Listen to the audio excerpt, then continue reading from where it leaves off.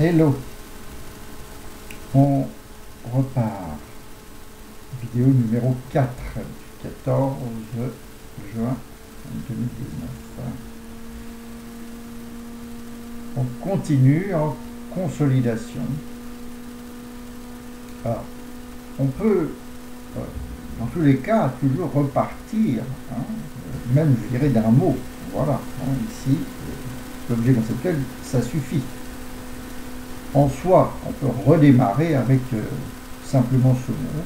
On peut redémarrer simplement avec le premier sutra, entre guillemets, l'objet conceptuel, l'objet, voilà, l'objet progressivement parfait, l'objet choisi, l'objet parfaitisé petit à petit, l'objet construit petit à petit.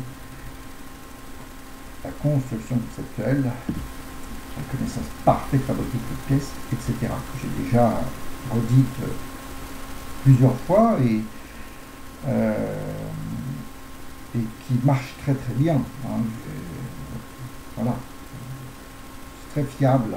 J'ai vraiment eu beaucoup de mal à le mettre au point et même à en changer quelques mots de départ. L'objet progressivement parfait. Je commence véritablement par, quand je dis l'objet, c'est que ça veut déjà en soi déjà tout dire, beaucoup dire. Je m'intéresse à quelque chose de concret. Je m'intéresse à un sujet évident, énorme, gros comme une maison. L'objet, le composant, l'ensemble, la partie, le bloc, évident, énorme, gros comme une maison, parfaitement cohérent, continu, homogène, géométrique, symétrique, centré, typé, 90% parfaitement fan, typé. L'objet donc est un objet dont l'importance est évidente. Ça va être un objet, un lieu, un objet, une personne, un événement, un type d'objet. Un lieu, un objet, une personne, un événement, un type d'objet. Objet terminal, objet principal, objet général. C'est la place de la République. Si je prends un lieu, ça va être la ville de Marseille, c'est la rue de Belleville, voilà, c'est mon café favori, c'est le Monoprix, c'est voilà, un lieu, un objet, une voiture, ma première voiture, ma dernière voiture, un lieu, un objet, une personne. On va prendre Napoléon, on va prendre Jules César, on va prendre Louis XIV, on va prendre De Gaulle, on va prendre Patrick Poivre d'Arvor, on va prendre Michael Jackson, etc. Donc, lieu, objet, personne, événement, on va prendre l'incendie de Notre-Dame. Il y a eu il y a même 2 mois, voilà, on va prendre les dernières élections européennes, on va prendre la dernière réunion familiale à Nogent-sur-Marne, etc. Voilà. Donc c'est toujours l'objet conceptuel. Là, ce matin, je consacrais un bon quart d'heure à l'île de Samos, l'île de Samos, qui a été une île en fait historiquement importante, surtout dans la Grèce antique, voilà, dont son natif Pythagore, dont son natif Ésope, Épicure, voilà, qui a été une île qui a eu, voilà, qui est juste à 1,6 km de la côte d'Asie mineure de la Turquie. Il y a 70 km d'Izmir, voilà, une grande ville encore actuellement. Et de la Ionie, une ville historique qui a produit des armateurs auteurs, donc des marins, donc des philosophes, voilà, qui a eu et des ingénieurs, oui, et qui a eu un impact important, et donc j'ai l'honneur d'être un descendant de responsables importants, voilà, à la 200e génération. Donc voilà, l'île de Samos, Sparte, Athènes, voilà. L'objet conceptuel est toujours un objet évident, voilà, tout simplement. C'est quelque chose que, la Tour Eiffel, l'Arc de Triomphe, l'avenue des Champs-Élysées, la place de la Concorde, l'église de la Madeleine, l'Assemblée nationale, l'hôtel de ville, le centre Beaubourg, l'île de la Cité, le Sacré-Cœur, la tour Montparnasse, le quartier de la Défense. L'objet conceptuel est un objet bien identifié, évident, énorme, gros comme une maison, voilà, typé, et dont j'ai évalué l'importance, qui pour moi est important. Pour X raisons, j'ai trouvé que cet objet était important. L'objet important, très important, très important, je dis l'objet Jules César, Charlemagne, Louis XIV, Napoléon, Bouddha, Moïse, Mahomet, Jésus. L'objet conceptuel est un objet que j'ai envie d'approfondir toute ma vie, qui pour moi est important, et donc important pour toute ma vie. Il est dense, riche, complexe, totalement connexe, parfaitement ça parvient. Donc c'est une entité profonde. Si je prends le Parthénon, par exemple, bon,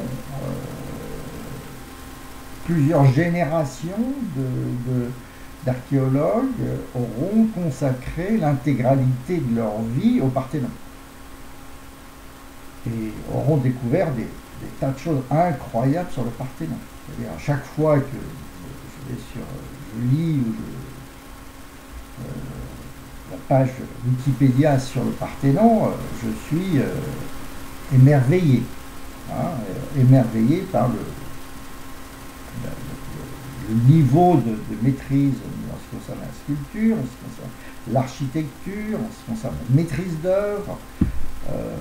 Ça sent que ça s'est passé il y a 2500 ans. Donc le Parthénon est un sujet en lui-même, si on veut le creuser un petit peu, qui est forcément, pour beaucoup en tout cas, un sujet passionnant et quasi illimité. Si des dizaines, des centaines de personnes y ont consacré leur vie entière, c'est que effectivement c'est une source d'étonnement et de découverte et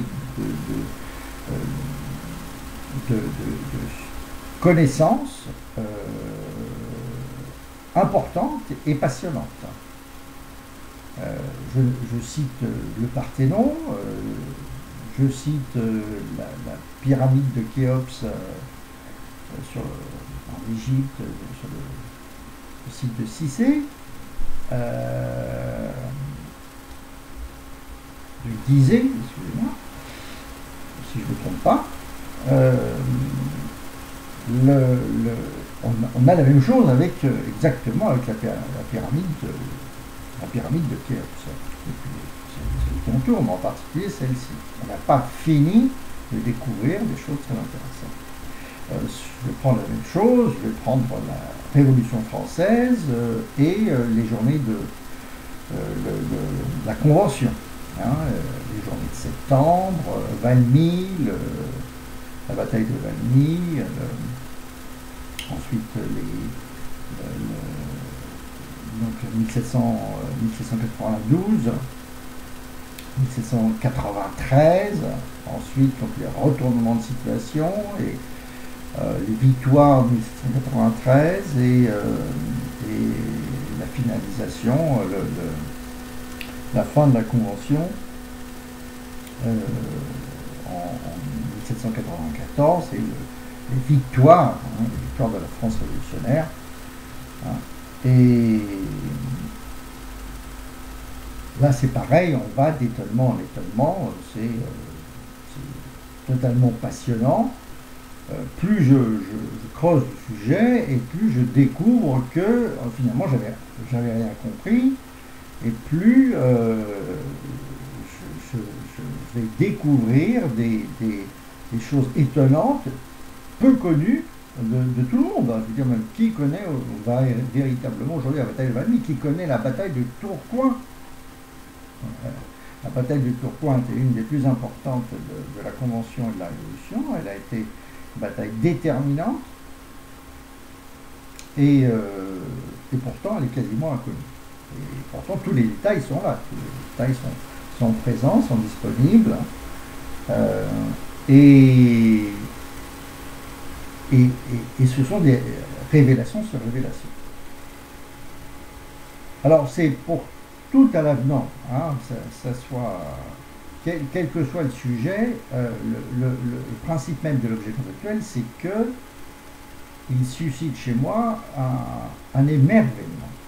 C'est un émerveillement. Voilà. Plus à un moment donné, il s'est trouvé que tiens, j'ai trouvé qu'il y avait quelque chose d'intéressant dans ce sujet-là.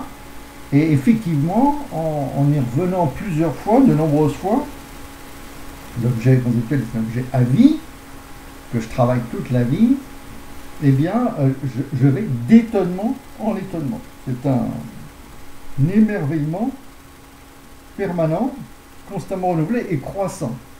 Voilà, il y a vraiment l'ouverture d'une caverne d'Ali Baba. Hein, on a une porte, voilà, on a une porte, on entre, et puis on rentre finalement dans un palais, dans un lieu complètement merveilleux et qui est riche de milliers d'éléments. Et d'ailleurs, hein, on a bien ce principe du sésame ouvre-toi, correspond à ça, correspond à au fait que il correspond bien à l'objet conceptuel, c'est-à-dire au fait que il existe des contenus extrêmement riches, extrêmement passionnants, merveilleux, magnifiques, splendides, sublimes, éblouissants, étincelants, éclatants, resplendissants, voilà, complètement ignorés, complètement cachés dans la roche, cachés dans la montagne, et auxquels on va accéder par un nom sésame, voilà, sésame ouvre-toi, par un nom, par le bon nom, par le nom de l'objet, par le nom bien martelé, et voilà, qui va ouvrir cette porte et nous faire découvrir une richesse incroyable. Donc l'objet conceptuel, c'est une parcelle de réalité incroyablement riche. Voilà, que j'ignorais. C'est une réalité, c'est pas quelque chose d'inventé, c'est une réalité.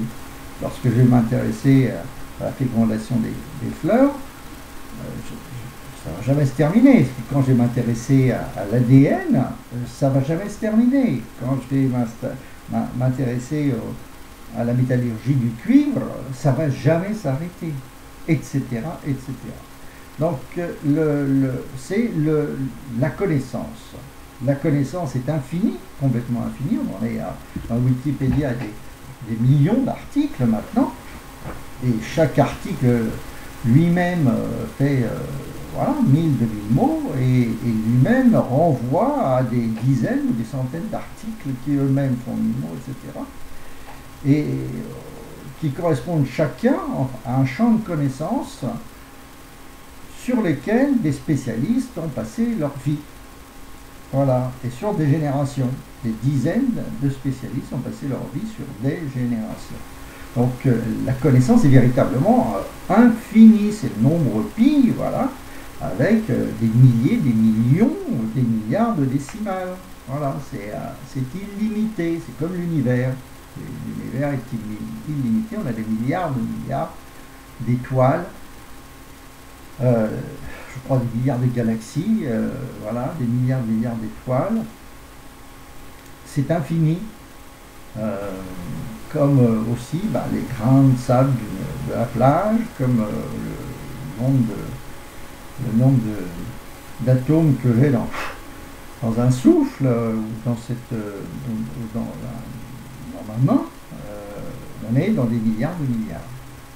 Donc c'est-à-dire, on est dans la connaissance elle-même est infinie, et on ne va pas s'amuser. Il ne s'agit pas de connaître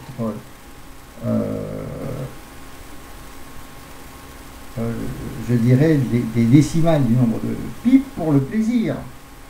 Hein, la connaissance elle-même est infinie, mais en me limitant au strict nécessaire, au minimum en quelque sorte, j'ai déjà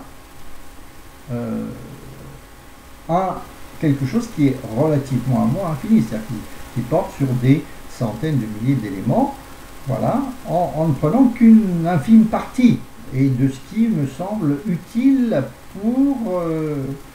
pour être moi-même utile dans mon existence, et pour une partie, voilà, les choses vont de pair, pour le plaisir que j'ai et pour l'étonnement que j'ai. J'ai passé un quart d'heure aussi aujourd'hui sur l'obliquité de la Terre, hein, de l'axe de la Terre par rapport à la surface, je dirais, à l'ellipse de son parcours autour du Soleil. Donc la Terre est inclinée, et voilà ce qui nous donne les saisons. Hein. Est inclinée de 23 degrés et entre 22 et 26 degrés à peu près, voilà, et avec un balancier une période de balancement entre 22 et 26 à peu près, qui est de 40 000 ans, et qui a un rôle relativement important, hein, dans justement les cycles de glaciation, hein, ça ne correspond pas, puisque les cycles de glaciation eux-mêmes sont de 100 000 ans. Donc il n'y a pas que l'obliquité qui joue et la bascule, mais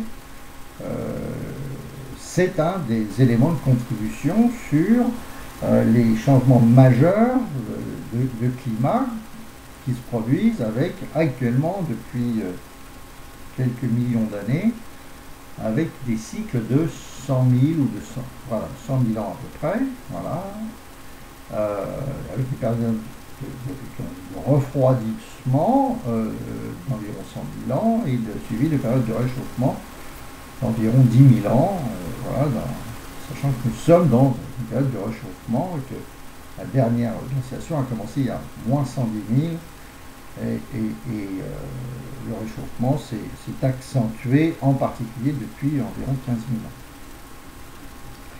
Alors, donc,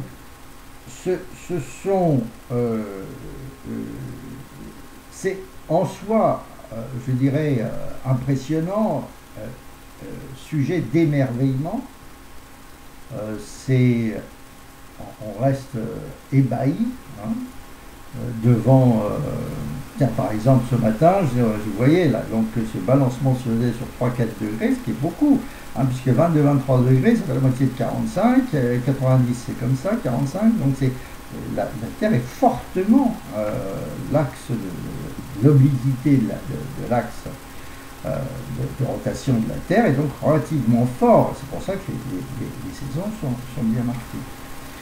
Et donc, il a été maintenant calculé que, d'une part, la Lune avait un rôle de stabilisation qui évitait que ça parte, ça divise trop, mais comme la Lune s'éloigne de la Terre de façon régulière, et bien en fait dans 2 milliards d'années, je crois qu'on va se retrouver avec une obliquité de 60 degrés, ce qui est absolument énorme. Voilà. Donc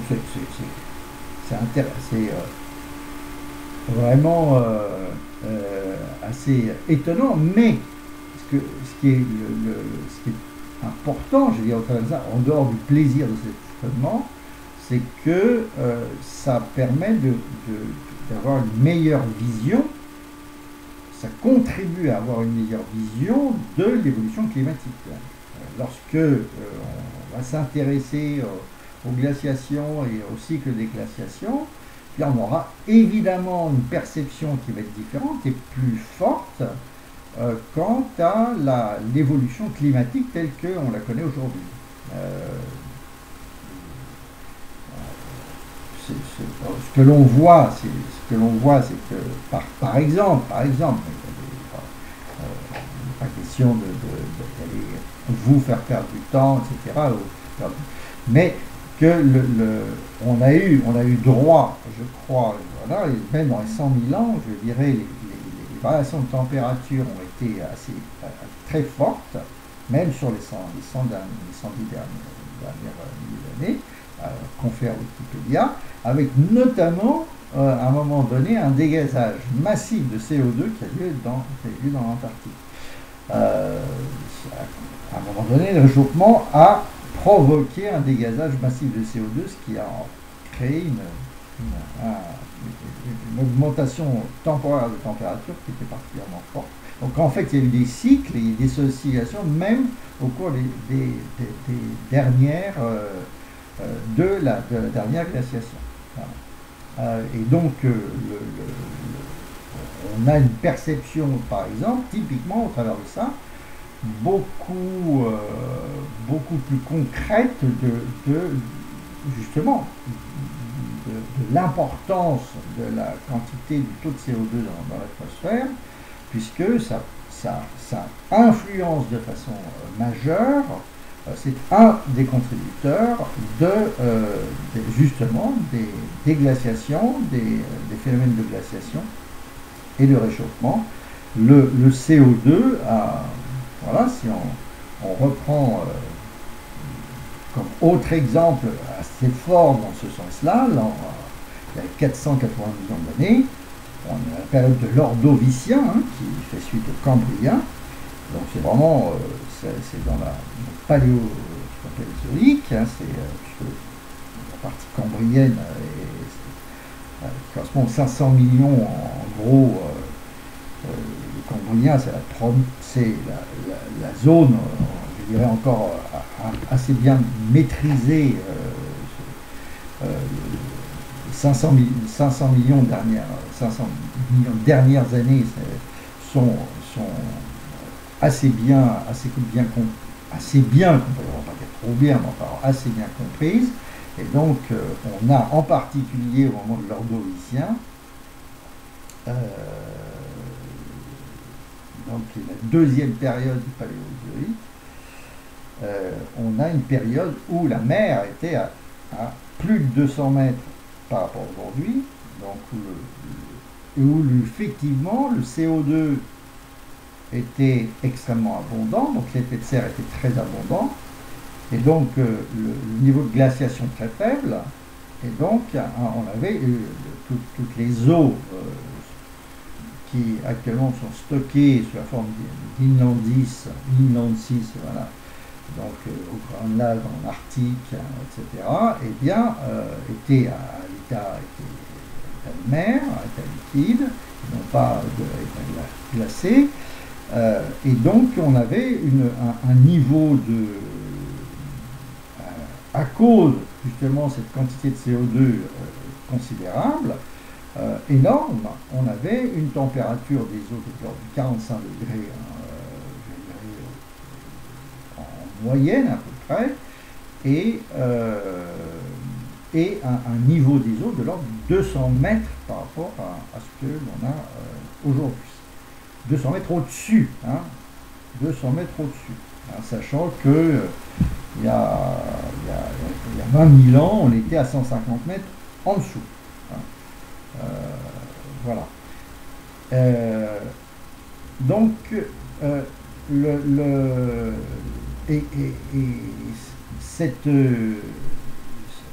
c'est l'évolution, c'est l'absorption de ce CO2, en particulier par les plantes et par aussi le plancton, d'abord par les plantes apparemment, qui ensuite ont érodé les roches, qui sont venus enrichir le milieu marin, qui a permis de développer du plancton et donc d'absorber du CO2 en masse créé ce qu'on appelle des puits de carbone, qui a finalement diminué la quantité de CO2, et donc diminué l'effet de serre, et donc réduit la température à la fois de l'eau et de l'atmosphère, et avec une production d'oxygène importante, et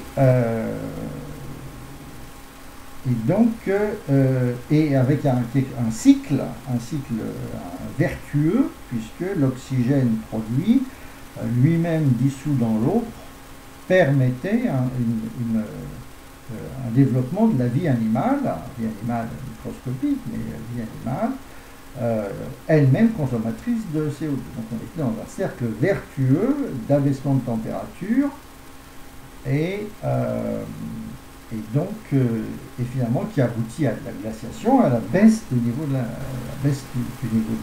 mer, hein. Moins de CO2, donc baisse de la température générale, donc possibilité de glaciation, et donc diminution du niveau des mers attaché à la vie. En fait, c'est la vie, c'est ça qui est absolument incroyable.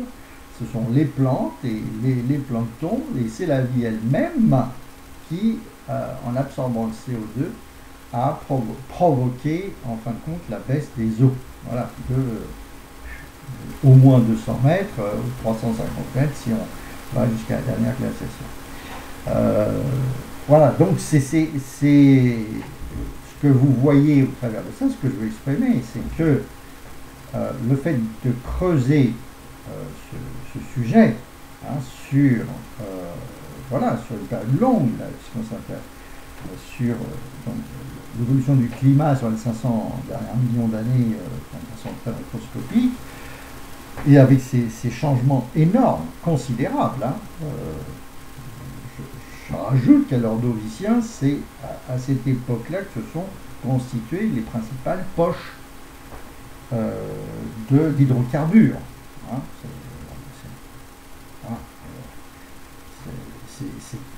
c'est quand même relativement impactant. Hein, je veux dire, la principale poche d'hydrocarbures, du pétrole qui nous a fait vivre au moins sur ces 150 dernières années, et bien, elles se sont constituées justement à cause de ces phénomènes que je viens de décrire, il y a 480 millions d'années environ, voilà,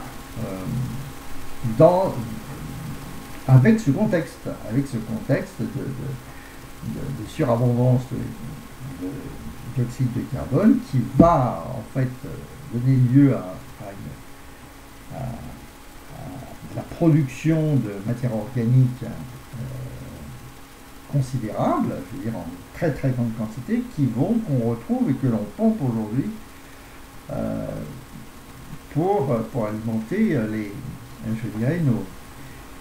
tout ce qui fait tourner la planète actuellement. Donc c'est très concret, quoi. Je veux dire, alors, donc, ceci veut dire que le fait de travailler l'objet, en l'occurrence l'Ordovicien, ou enfin les périodes géologiques du paléozoïque, là, qui vont de moins 500 millions à moins 250 millions, sont des sujets qui sont complexes, hein, voilà, dans la première lecture est quasi impossible. Hein, je veux dire, ça fait un certain temps que je m'intéresse, et donc ça commence à s'éclaircir.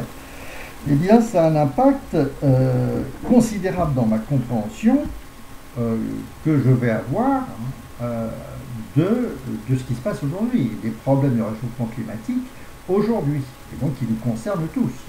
Donc finalement, le fait de creuser un objet conceptuel comme l'Ordovicien, comme le Cambrien, comme le Silurien, le Dévonien, le Carbonifère ou le Permien, voilà, c'est des périodes géologiques de 50 millions d'années environ,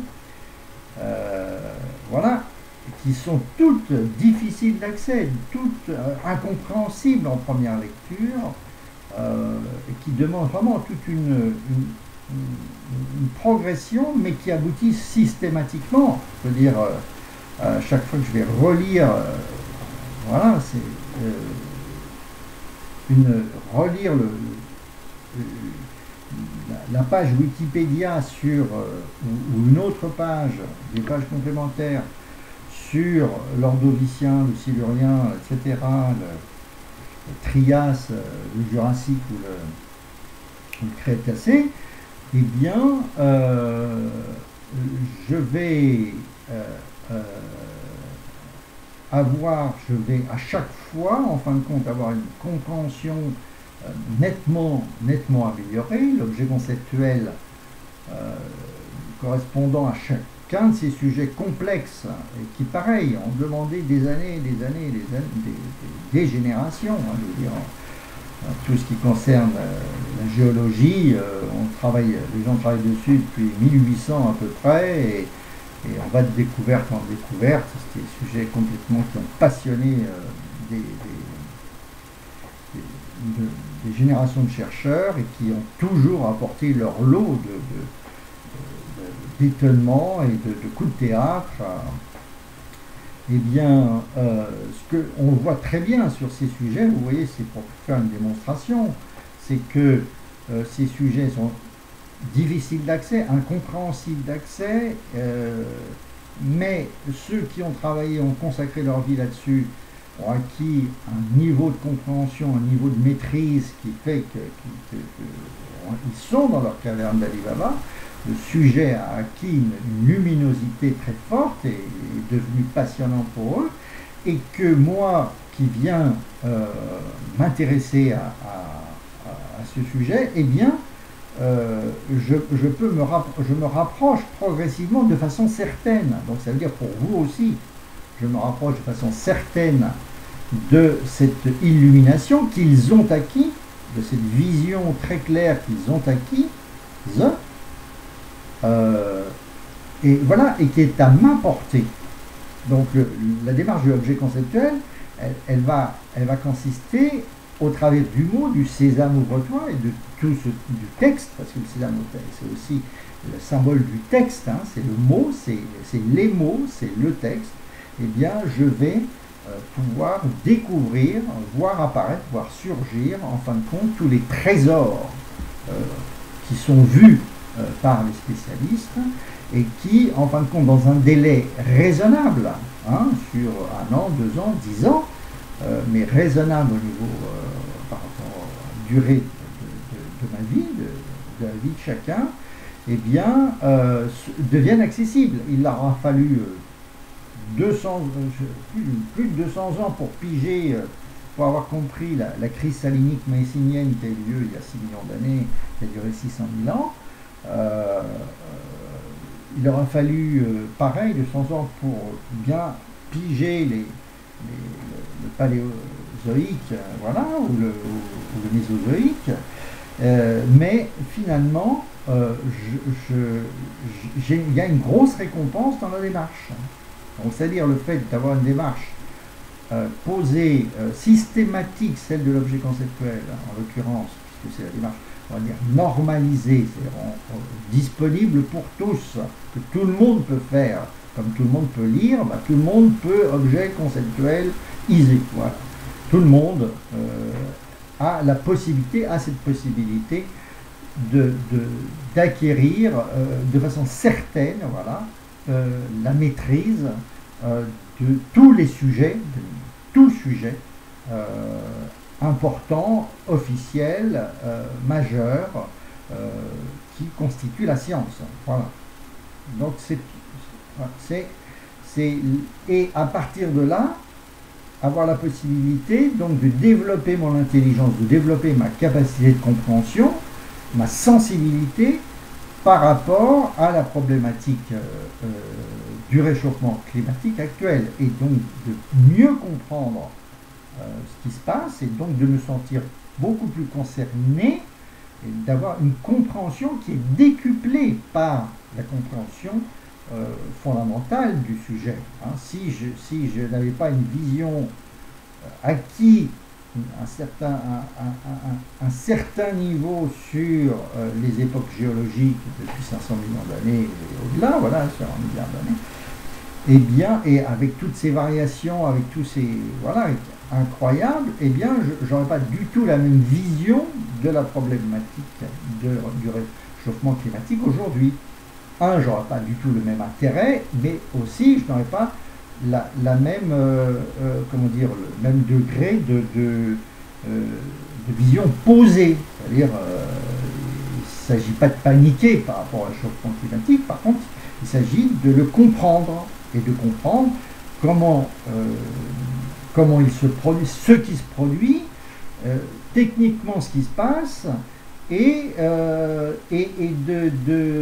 donc du coup de toucher du doigt les solutions, parce que les solutions sont nombreuses, elles sont présentes, elles sont, voilà, elles sont accessibles, et donc l'objet conceptuel, là, cette maîtrise que je me suis imposée, cette maîtrise du sujet que je me suis imposée, que j'ai réalisée, c'est une maîtrise très relative, mais qui est infiniment mieux que rien, eh bien, va me permettre donc d'être un acteur, parce que c'est bien ça le sujet, d'être un acteur dans la mise en place des solutions qui existent sur le problème du réchauffement climatique actuel. Donc, comme c'est le problème numéro 1, aujourd'hui, c'est le danger le plus important qui menace, je dirais, l'humanité,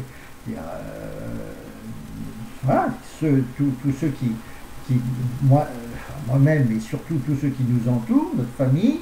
Donc ce sont des sujets extrêmement forts. Ça joue aujourd'hui d'un point de vue sociologique de façon majeure, puisque c'est une des motifs, une des raisons, je dirais, des flux migratoires actuels. C'est une grosse partie des flux migratoires est liée à justement ce problème de réchauffement climatique. Eh bien, on voit que cette augmentation de connaissances, cet développement considérable de connaissances de façon très posée et très systématique, va en fin de compte jouer de façon avoir une importance majeure dans la solution, dans le solutionnement des problèmes immédiats. Encore une fois, si on a autant, je dirais, de personnes qui migrent justement vers la France, qui se retrouvent à Porte de la Chapelle, etc., et sans toit, sans rien, etc., c'est en grande partie, voilà, lié à ce problème de réchauffement climatique. Et donc,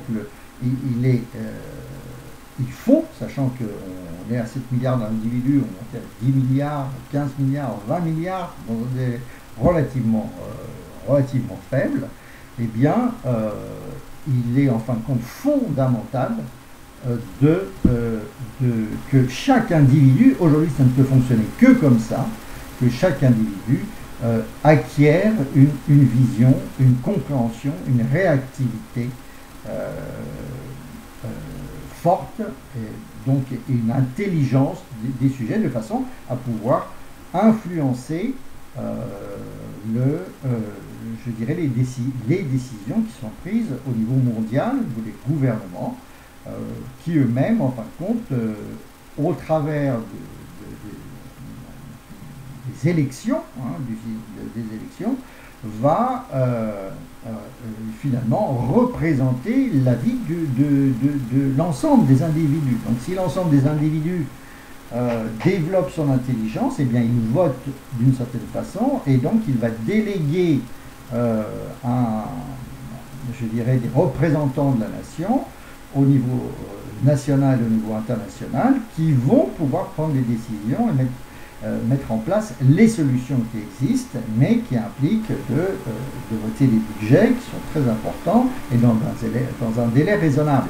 Donc on n'est pas du tout dans quelque chose de farfelu,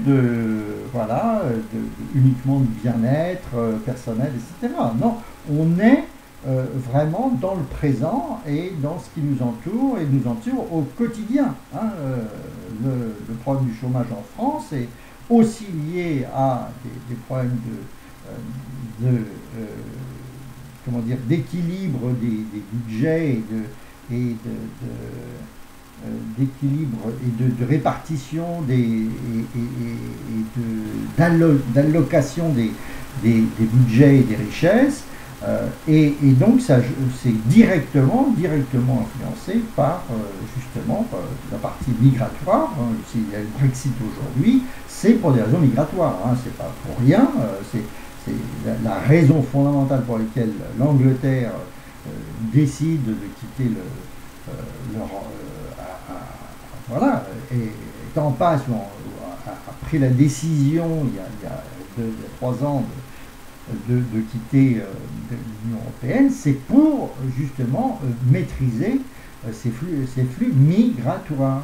Voilà, donc oui, c'est infiniment concret, infiniment immédiat. Voilà, donc le développement de la connaissance permis par Internet, permis par la disponibilité voilà, des smartphones, donc la connaissance au bout des doigts, la connaissance immédiate, qui est accessible mais qu'il faut pouvoir décoder, qu'il faut pouvoir absorber, qu'il faut pouvoir lire, qu'il faut pouvoir comprendre, qu'il faut pouvoir mémoriser, eh bien c'est quelque chose d'infiniment concret et immédiat, utile, infiniment utile. Voilà, l'objet conceptuel est quelque chose d'infiniment utile, au même titre que mon smartphone, que mon ordinateur, que mon écran. Voilà, c'est quelque chose qui change la vie et change la vie au quotidien et ça n'a rien d'ésotérique, c'est vraiment ultra pragmatique. Voilà.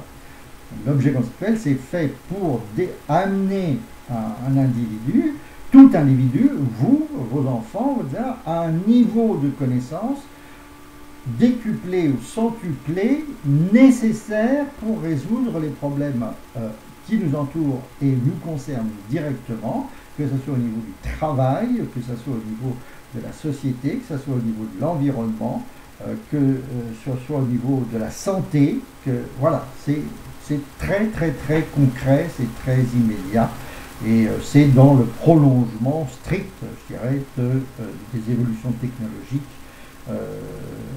actuelles. Voilà, c'est bien d'avoir de l'internet, d'avoir de Wikipédia, d'avoir etc., l'accès à l'ouvrage, aux documents, mais si j'ai un mal fou à pouvoir l'absorber, à pouvoir le comprendre, à pouvoir l'assimiler, c'est extrêmement limitatif. Donc il fallait véritablement mettre au point un niveau de lecture et une technique de lecture qui soit en correspondance, qui soit adapté finalement à ce volume de données devenu et rendu disponible. Donc c'est véritablement ça. L'objet conceptuel, c'est comment, en fin de compte, passer d'une connaissance très superficielle, très floue, sur un grand nombre de sujets importants, à une connaissance beaucoup plus profonde, beaucoup plus voilà, de qualité décuplée, centuplée. Voilà,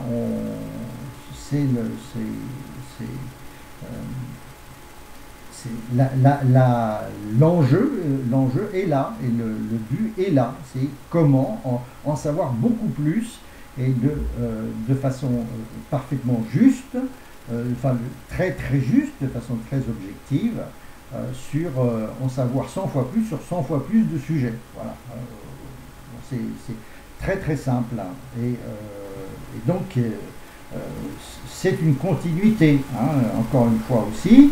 On a fait des gros progrès avec la méthode Assimil depuis une centaine d'années.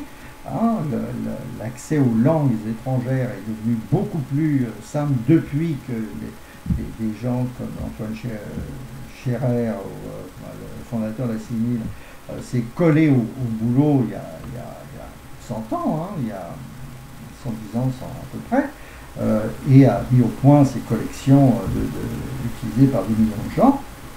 Ce qui est vrai pour les langues, eh bien, est vrai pour en fait tous les domaines de connaissance. Donc on est vraiment dans une continuité parfaite. La démarche que j'ai faite dans le peu de temps de vie qui m'est alloué comme tout le monde, eh bien, est une démarche extrêmement pragmatique et très concrète et avec un objectif aussi extrêmement concret, un objectif totalement utilitaire, voilà, parfaitement concret.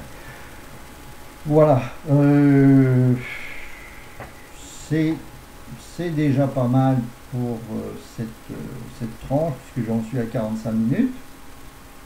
Donc rien de mystérieux, tout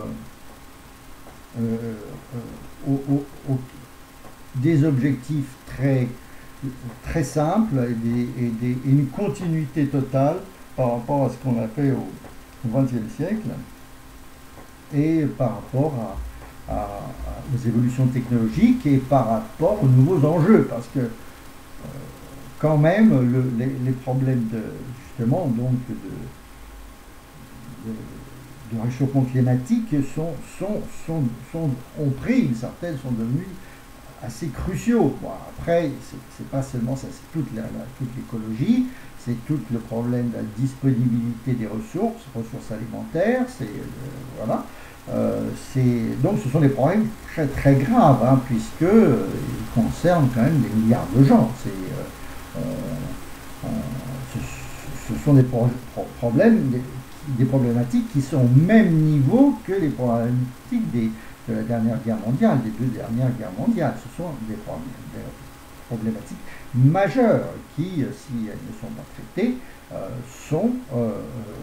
peuvent avoir des conséquences infinies. Hein. Je dirais, les disparitions de civilisations ont eu lieu et voilà, les grandes pestes de 1341, 1340, non, pas 1347, enfin bref, la grande peste du XIVe siècle a décimé la moitié de l'Europe, hein, donc pour dire. Donc, voilà, la dernière guerre mondiale a fait près de 100 000 morts, etc. Donc on est sur des vraies problématiques. Ça aurait pu très très très mal tourner s'il n'y avait pas eu des coups de théâtre considérables, dont technologiques. Hein. Encore une fois, une des raisons pour lesquelles la dernière guerre mondiale s'est terminée dans entre guillemets de bonnes conditions et avec la défaite du système délirant nazi qui était vraiment fou, hein, je dirais, dans son application et dans son mépris de toute forme de vie, enfin, de toute forme de vie qui n'était pas, voilà, qui appartenait pas au système. Eh bien, une des raisons fortes, très fortes, en dehors, enfin, à côté du courage infini je dirais, de la population russe,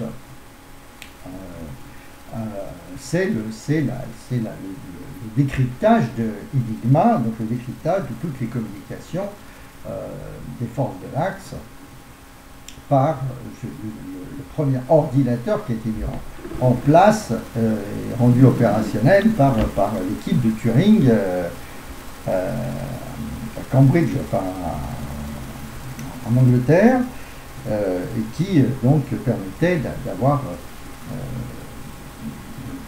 de connaître tous les plans de l'état-major allemand, que ce soit à Stalingrad, à Kursk, à la bataille de Dniepr, etc., ou au niveau maritime, etc. Donc là aussi, c'est quelque chose de très très concret, très pratique, hein, qui est l'accélération multipliée par 100, par 1000 ou par 10 000 de la force, de la capacité de décodage, en l'occurrence du système de transmission allemand, Enigma, qui a contribué de façon forte, très forte, au solutionnement de la déferlante des nazis sur l'Europe, qui était un carnage effroyable, quoi. Et donc, c'est bien la technique, la réflexion posée, voilà, qui a contribué de façon majeure, considérable, aux